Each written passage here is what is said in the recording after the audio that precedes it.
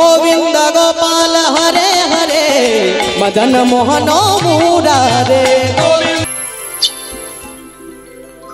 नमः परमहंसः स्वदितो चरण कमल चिन्म तरन्नाय भक्तजनमानस निवासाय श्रीरामचन्द्राय ध्येयं सदा परिभवग्नमभीष्टदोहं तीर्थास्पदं शिवविरिञ्चिदूतं स्वरन्नं भृत्तार्तिहं प्रणतपाल भवधिपोतं वन्दे गुरुश्रीचरणारविन्दं वंशी विभूषितकरान् नवनीर्दवात् पीताम्बरधरुणबिम्बफलधरोष्टाय पूर्णेन्दु सुन्दरमुखधरविन्दनेत्रात् कृष्णात् परं किमपि तमहं न जाने गौरङ्गं रसवयं नित्यं रसचार्य रसोत्सकं श्रीमदारामहर्षदेवाख्यां सद्गुरुं प्रणमाम्यहं सच्चिदानन्दरूपाय विश्वोत्पत्त्यादिहेतवे तापत्राय विनाशाय गोविन्दाय नमो नमो कृष्णाय वासुदेवाय हरये परमात्मने प्रणताक्लेशनाशाय गोविन्दाय नमो नमो। जय जय राधारमण जय जय नवल किशोर जय गोपीचीत चोर प्रभु जय जय माखन चोर। बोलिए बाकी बिहारी लाल की, बोलिए राधा माधव सरकार की, बोलिए वृंदावन धाम की। निताई गौर प्रेमानंद गौर। हरि हरि हरि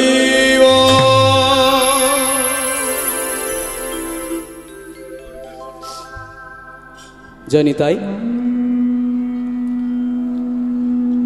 अखिल ब्रह्मांड नायक परात्पर परम ब्रह्म स्वरूप सच्चिदानंद विग्रहेर मांगमय प्रतिमूर्तिर हरिবিলাস कथा লীলাবিলাস कथार आजकेर आयोजने दूर दूर थेके आगत सकल रसिक महानुभव যারা বসে আছেন, কাছে আছেন, দূরে আছেন, সবার চরণে শ্রদ্ধা দণ্ডবত প্রণাম জানিয়ে আজকে আমাদের তদ্ভবার্চিত বিষয়ে আমরা প্রবেশ করতে চলেছি। কবি শ্রী ব্যাসদেবের পুনর্জন্ম। আচ্ছা, প্রথমে একটা কনক্লুশন দূর করে নেওয়া দরকার। পুনর্জন্মে কে কে বিশ্বাস করেন আগে একটু হাত তুলুন দেখি। মোটে দুজন। যে পূর্বজন্ম বলে কিছু হয়, বর্তমান ভূত ভবিষ্যৎ বলে যে কিছু হয়, সবাই মানেন, হয়তো হাত তুলতে পারছেন। আচ্ছা ঠিক আছে, পুনর্জন্ম হয়। কেন হয় তার বহু বহু প্রমাণ পাওয়া গেছে। আজকের এই কাহিনী থেকে আপনারা বুঝতে পারবেন আদৌ পুনর্জন্ম কতটা সঠিক এবং কতটা শাস্ত্রসম্মত। এই হচ্ছে পুনর্জন্মের কাহিনী। পুনর্জন্ম কি কারণে হয় জানেন তো? পুনর্জন্ম হয় কর্মফলের জন্য। কর্মফলের জন্য। মনে করুন এই আমি কীর্তন গাইছি, কত বছর গাইব? 80 বছর, খুব বড় জোর হলে তাও অতদূর গাইতে পারবো না। অর্থাৎ পূর্বজন্মে আমার হরিনাম করা বাকি ছিল, হরিভক্তির অনেক অভাব ছিল, তাই এই জন্মে আমি হরিনাম করছি। যদি এই জন্মে কিছু পাপ করে থাকি সেটা আবার পরের জন্মে গিয়ে আমাকে ভোগ করতে হবে। 28টা নরকের কথা যেমন বলা হয়েছে না, তামিশ্র, অন্ধ তামিশ্র, শালমলি বৃক্ষ, বিভিন্ন রকমভাবে 28টা নরকের কথা বলা হয়েছে, যেখানে কর্ম করতে করতে মানুষ ভূপাতিত হয়। 14টা মনুর্যুগ পার হয়। মনুর্যুগ পার হয়ে ব্রহ্মার একদিন হয় 429,40,80,000 বছর, গেলে হয় মনুষ্যের এক মনুর্যুগ। এইভাবে 14টা মনুর্যুগ যাওয়ার পরে হবে সত্য ত্রেতা দাপর কলি। এইভাবে একবার সত্য ত্রেতা দাপর কলি হবে আপনার আমার একটা জন্ম। বুঝতে পারছেন? এই যে 4টে যুগ আছে না, সত্য ত্রেতা দাপর কলি, কলিযুগের বর্তমান বয়স হচ্ছে 5.5 বছর, 5,500 বছর সবে চলছে আর কি। 4,32,000 বছর কলিযুগের সমগ্র আয়ু। তাই কলিযুগের টোটাল আয়ু হচ্ছে 429,40,00,000। এর সঙ্গে আমাদের 14টা মনুর্যুগ যোগ হবে, তখন হবে 429,40,80,000 বছর। এই 429,40,80,000 বছর হলে হয় ব্রহ্মার 12 ঘন্টা। সেই অনুপাতে ব্রহ্মার সমগ্র জীবনকাল হচ্ছে 100 বছর। ভাবুন, যার 12 ঘন্টা 429,40,00,000 হয়, সেই অনুপাতে তার 100 বছর মানে কত?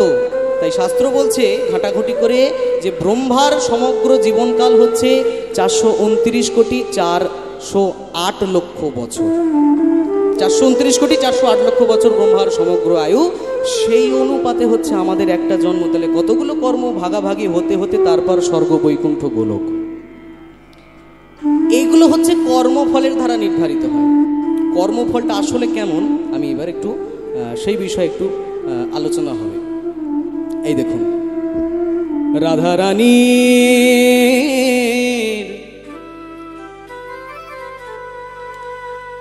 এক পোষা পাখি ছিল,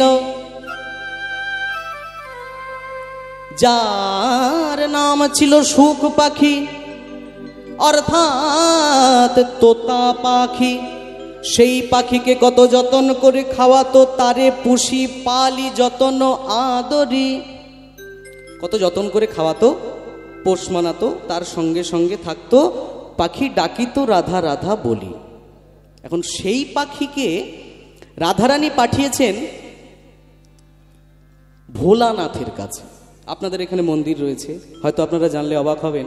এই যে বৈষ্ণব জগৎটা আপনারা বসে আছেন না, এই টোটাল বৈষ্ণব জগৎটা চালাচ্ছে 12 জন। স্বয়ম্ভু, নারদ, শম্ভু, কুমার, কপিল, মনু, প্রহ্লাদ, জনক, ভীষ্ম, বৈয়া, সচি, বলির, বৈয়া, সকির, বয়ম। স্বয়ম্ভু মানে প্রথমে ব্রহ্মা, বৈষ্ণব জগতের প্রথম আচার্য। স্বয়ম্ভু নারদ দ্বিতীয় আচার্য, শম্ভু ভোলানাথ তৃতীয় আচার্য। স্বয়ম্ভু নারদ, শম্ভু কুমার মানে সনত কুমার, কুমার ও কপিল মানে গঙ্গাসাগরের কপিল দেব। মনু, মনু মানে হচ্ছে সত্যব্রত মনু, যার হাতে ভগবান প্রথম মৎস্য অবতার ধারণ হয়েছিল পুঁটি মাছ হয়ে। স্বয়ম্ভু নারদ, শম্ভু, কুমার, কপিল, মনু। প্রহ্লাদ সত্যযুগের 5 বছর বয়সে যে ভগবানকে পেয়েছে, সেই প্রহ্লাদ বৈষ্ণব জগতের একজন। প্রহ্লাদ, জনক, ভীষ্ম। জনক রাজা, জনক রাজাকে সীতা দেবীর বাবা মানে রামচন্দ্রের শ্বশুর মশাই। প্রহ্লাদ, জনক, ভীষ্ম মানে ভীষ্মদেব, যিনি ষড়শয্যায় শুয়েছিলেন, তীরগুলো বিঁধেছিল, মরছে না, ইচ্ছা মৃত্যু বর পেয়েছিল, গঙ্গাপুত্র ভীষ্ম, তিনিও বৈষ্ণব জগতের একজন আচার্য। কুমার, কপিল, মনো, বৈয়া, সচি, বলির, বৈয়া, সকির, বয়ম। এই যে সুখদেব, এই পাখি, সুখ পাখি, একটা পাখি বৈষ্ণব আচার্য হয়ে দেখাচ্ছে। এই 12 জনের মধ্যে সুখ পাখি একজন। আর সর্বশেষ মানে 12তম যে বৈষ্ণব আচার্য, সেটা মানে কথাটা যে বলছে যে 12 জন বৈষ্ণব কারা, সে আর মুখে বলছে না যে 12তম বৈষ্ণবটাকে, নিজের দিকে আঙুলটা ঘুরিয়ে দিচ্ছে। আর সেই শেষ ব্যক্তিটা হচ্ছে যমরাজ। যমরাজ বলছে আমরা 12 জন হচ্ছি বৈষ্ণব জগতের প্রতিষ্ঠাতা, কিন্তু তার মধ্যে সব থেকে বেশি প্রাধান্য পায় শিব আর সুখ পাখি মানে সুখদেব মহারাজ। সুখদেব মহারাজ এই রাধারানীর প্রিয় পাখি, তার নাম সুখ পাখি। সেই সুখ পাখি মহেশ্বরের কাছে গিয়েছে। মহেশ্বর যখন পার্বতীকে নিয়ে অমরাবতীর কিনারে ভাগবত কথা আস্বাদন করছে 1 মাস ধরে, লুকিয়ে লুকিয়ে গোপনে গোপনে সেই ছোট্ট পাখি শিবের বলা সব কথা, হরি কথা, কৃষ্ণ কথা শুনে। এবং সব শেষে যখন শিব জানতে পারে যে আমার স্ত্রী ছাড়া আরও একজন পাখি চুরি করে আমার ভাগবত কথা শুনেছে, শাস্তি দেওয়ার জন্য উঠে পড়ে লেগে যায়। মনে রাখবেন, কখনো পাঠকের আড়ালে বসে বা ব্যাসের আড়ালে বসে, পেছনে বসে বা ব্যাসের উপরে বসে হরিকথা শুনতে নেই। এই যে কীর্তন হচ্ছে না, আপনারা ডান দিক বাঁ দিক সব দিক বসে আছেন, কিন্তু মনে রাখবেন কখনো শিল্পীকে নিচে আসন দিয়ে আর শ্রোতাদেরকে উচ্চকোটি আসন দিয়ে বসাতে নেই, তাতে আসরের অসম্মান হয়। কেন অসম্মান হয়? সাক্ষাৎ ভগবান যখন অর্জুনকে গীতার বাণী দিচ্ছিলেন, যে রথের মধ্যে, সেই রথের উপরে একজন বসেছিল, কে বলুন তো? সাক্ষাৎ হনুমানজি মহারাজ। রথের উপর থেকে বা চুরি করে হরিকথা শোনার জন্য সাক্ষাৎ ভগবান সেই হনুমানজি মহারাজকে অভিশাপ দিয়েছিল, যার জন্য সেই হনুমানকে পিশাচ কুলে জন্ম নিতে হয়েছে। এই অর্থাৎ কখনো হরিকথা বা কৃষ্ণ কথা চুরি করে শুনতে নেই। তাই শিব যখন দেখলো আমার হরিকথা চুরি করে শুনেছে, দণ্ড দিতে দিতে ত্রিশূল নিয়ে ধাবিত হতে হতে মর্তধামে নেমে আসলো। আর মর্তধামে একজন তার স্ত্রীকে ভাগবত কথা শোনাচ্ছিলেন, সেই ব্যক্তিটার নাম হচ্ছে কবি ব্যাসদেব।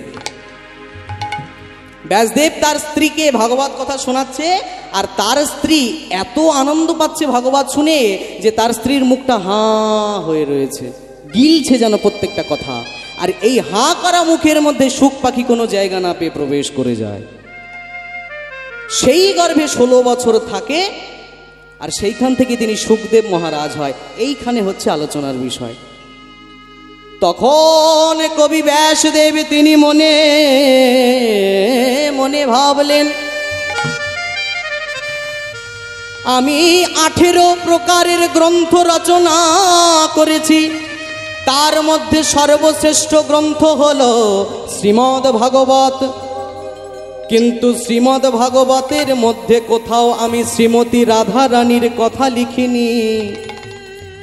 পুরো শ্রীমদ্ ভাগবত জুড়ে আমি কৃষ্ণের কথা লিখেছি, কিন্তু আমার এই কথা লিখেছি বটে, কিন্তু প্রচার করেছে আমার ছেলে সুখ পাখি। এই সুখ পাখি হচ্ছে রাধারানীর পোষা পাখি। তাই রাধার আশীর্বাদ ছাড়া জগতের বুকে হরি কথা প্রচার করা কারুর দ্বারা সম্ভব হতো না। বলিয়ে রাধা রানী সরকার কি জয়। তাই মনে আছে আমার, এতগুলো দিন আমি ভাগবত লিখেছি, অনেক শাস্ত্র লিখেছি, আমাকে আবার ওই নরকুলে গিয়ে জন্ম নিতে হবে। এইবার জন্ম নিয়ে, কারণ গত জন্মে ব্যাসদেব হয়ে আমি লিখেছি ভাগবত, আর এইবার জন্ম নিয়ে আমি লিখব শ্রী গীত গোবিন্দ। এই দেখুন, চলুন আমরা এবার বৃন্দাবনের দিকে যাই, আগে গৌরচন্দ্রিকার ভাবটা সমাপন করি।